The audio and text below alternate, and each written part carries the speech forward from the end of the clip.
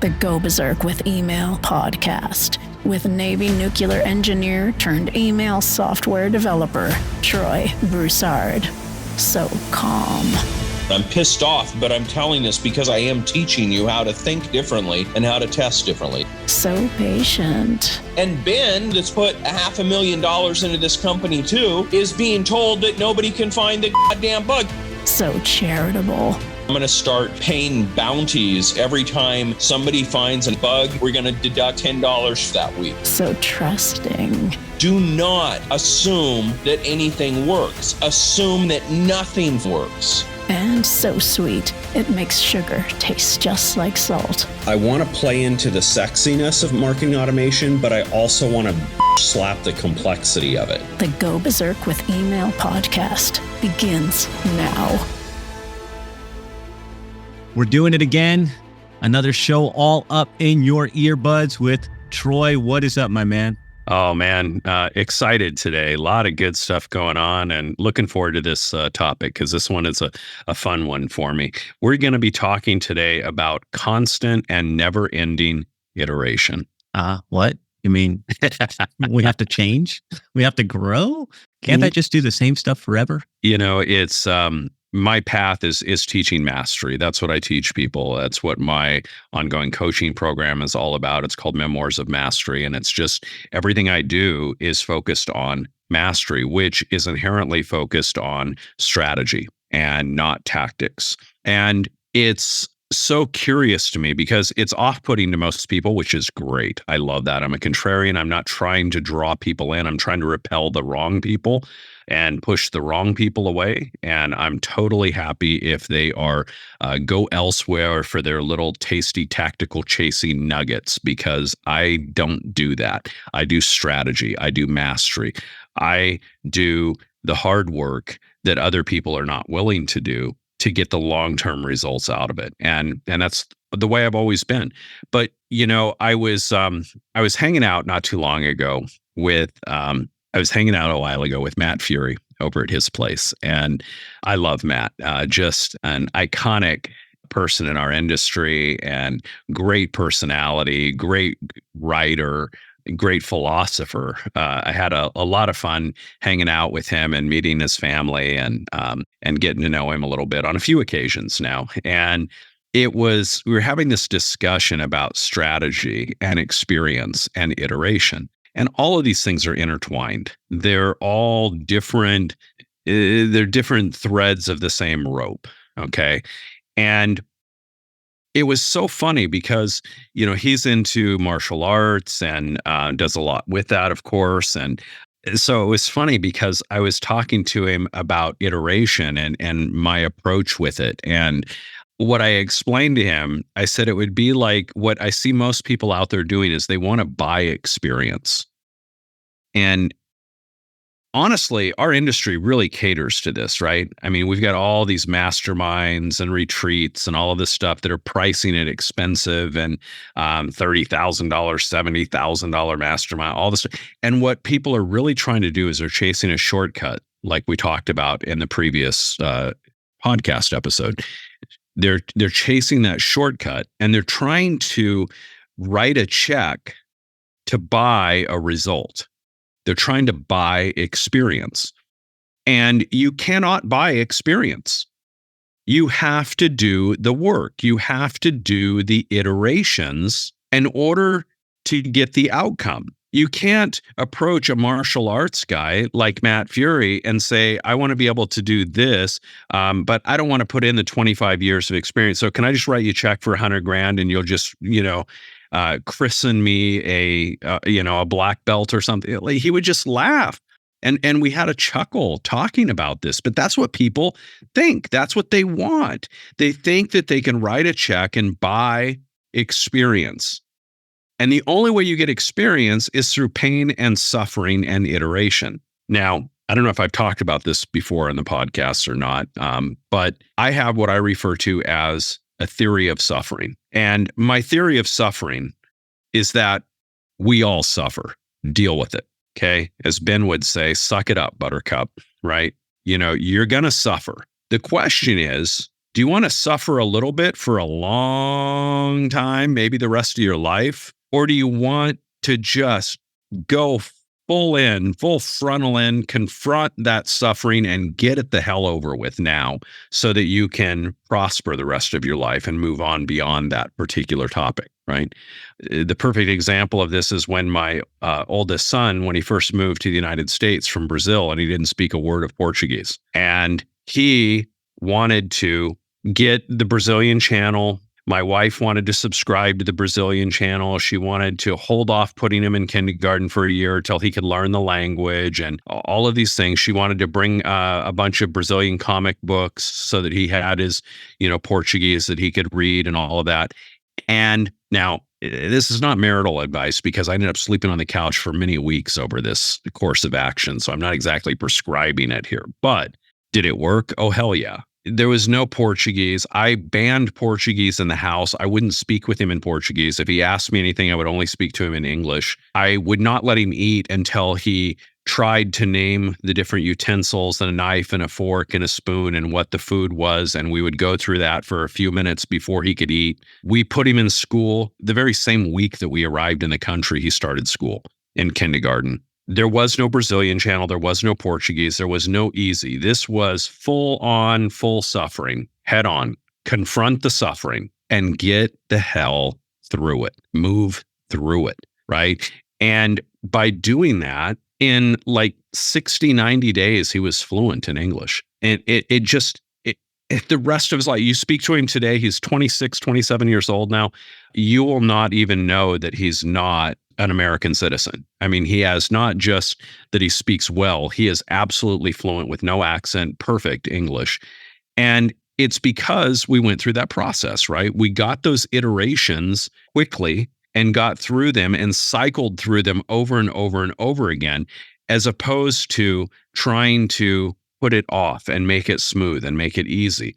The path that we talked about and that the shortcut is the longest path we talked about on this last episode. The corollary to that is that it takes constant, never-ending iteration. You've got to be getting those iterations. So I'll give you a perfect example and tie this back to Berserker Mail here. I use Berserker Mail every day across my 5 different companies. I send multiple emails per day across all those different companies. And I am in Berserker Mail more than anybody else. Ben sends out more volume of emails to me than I do by far because he has a much larger list than I do. But he uses probably 5% of the feature set of Berserker Mail. I use 85, 90% of the feature set. And I actually probably spend more time in there because I'm doing multiple companies with it and different, campaigns and all these other things that Ben doesn't do, right? And so we both have different perspectives on this, which is absolutely awesome. He stays in his lane, I stay in mine, and the customers of Berserker Mail benefit from that, right? But only through those iterations, my team absolutely hates to love me or loves to hate me. It kind of depends on the day of the week, but probably most of the time they kind of love to hate me because I find stuff faster than anybody when it comes to bugs, features, etc. I am always on top of it because I use it more than anybody. And so those iterations of using it and doing several emails a day in the platform and being in the platform every day, those iterations create a constant, never-ending improvement and refinement in the product. So as an example, not too long ago, we introduced a brand new feature in the search capabilities of Berserker Mail, and it came about by me, an innovation. I'm sure there's other platforms that maybe do it. I'm not, so conceited to think that I invented this or anything, but I've never seen it in another platform. I'll put it that way. Most platforms, when you try to search your email history, you're searching on a free text search. Most of them, honestly, don't even look at the body of the text. They only search by the title of the emails or things to that. They're very limited, right, in the searching capabilities. And that's kind of common in the industry. But what I created, and it's such a simple thing, and yet it's so profound and so powerful, is And it came about through iteration. It came about, I was trying to do a search on a particular phrase that had some odd characters in it, and it was kind of breaking the search engine. We since fixed that, but it was like stop words in the search algorithm. So I couldn't get a match on what I was looking for. And so I had to think out of the box. Well, how can I search? How can I find this? Because I can't match it based on this text pattern. So how can I get a result that I'm looking for? And it just popped on me. Well, I always send them to the same link for that offer. Why don't I search for the link instead? And so we developed this whole new feature, and it's a whole new mode of searching now in Berserker Mail that allows you to search words like phrases or individual words or characters, but within only the links within your emails. So if you're trying to find, a recent promo that you did and the link that you sent everybody to, you can just boom, instantly find it. And it was so clear and it was so simple. And we've had so many people write in and say how much they love this, how much easier it's made things for them. And that came as a result of my frustration, of my suffering, and my iterations. That's the way that product was innovated, right? That's the way that feature, I should say, was innovated. And so this is my belief, you've got to suffer. You've got to do the work. You've got to go through the pain, because only in that pain and suffering is the outcome of something that you hadn't even thought of before, right? And that's where you start to see the matrix. Dude, the thing is, in our society, it seems that people are, especially here in the US, people are very, very comfy. They don't want any discomfort at all. But you're saying that you need to get uncomfortable. You need some pain in order to grow. What do you say to those people that are out there talking about we shouldn't have pain? We shouldn't have suffering. There's people actually selling courses on how to end suffering. And you're telling me suffering is what causes you to grow. What do I think about them? Absolutely nothing. I think absolutely nothing. I don't waste a single neuron of energy thinking about them. I just don't. And I'm happy to do that, because that's what I teach. It's what I preach. It's what I do. I stay within my lane. Those people that want to delude themselves into believing that's fine. That's totally fine. Tell me if you don't know a person like this. I have an extended family member that came to the U.S. as an Italian immigrant in her teenage years. She's now in her late 80s, and she still doesn't speak English. She speaks a little bit, but it's broken really bad. You really have to strain to hear her, to understand her. She made no effort. She took the easy route for 70 years of her life. She went the exact opposite of everything that I teach and everything that I did with my son, of throw him into the battlefield of learning a new language and immerse him in it until he came out fluent. She spent her whole life taking the easy street, not taking English classes, hanging out in the suburbs of Italian people, and only going to Italian stores, and only going to an Italian church, and et cetera, taking the easy street and the comfortable route her entire life. And now in her late 80s, she barely speaks English. So that's the perfect example of my theory of suffering in practical, pragmatic clarity, right? Black and white, crystal clear clarity. My son suffered a lot for about 3 months. He'll never have that suffering again in his life. He's fluent. This lady, extended family member, has been suffering for 70-something years and still suffers today, and still is limited in her choices and what she can do, and how she can watch TV, and where she can go, and who understands her, and how she can even make a phone call to 911. That's crazy, bro. So how much time and effort do I spend thinking about all these people that want to tell me you go down the easy street? Absolutely friggin' zero. That doesn't sound easy when you describe it that way. It sounds really hard.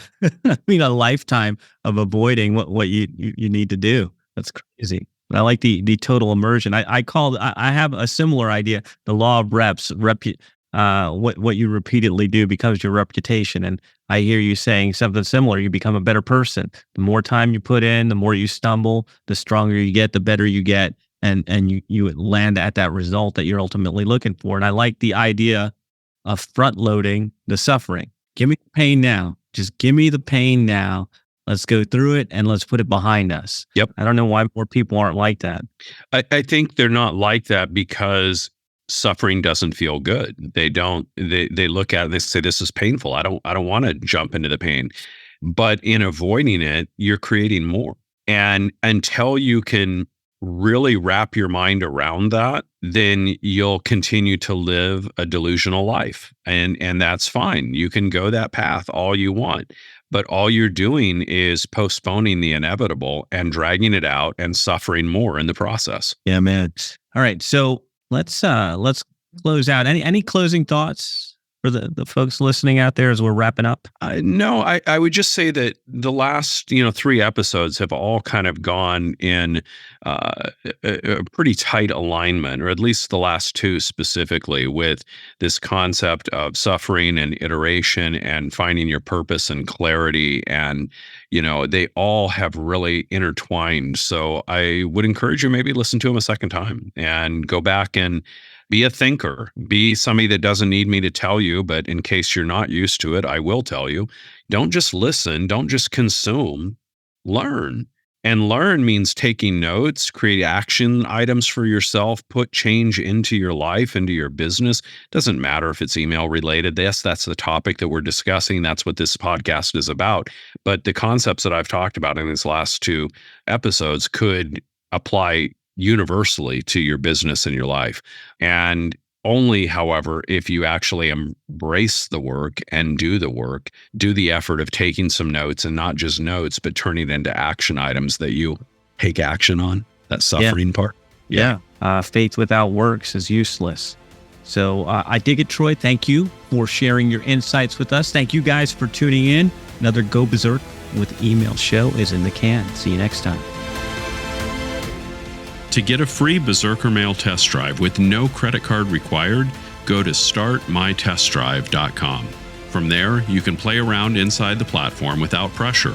Load up emails and campaigns to see how simple the interface is, and get comfy with everything before deciding to join. That's startmytestdrive.com.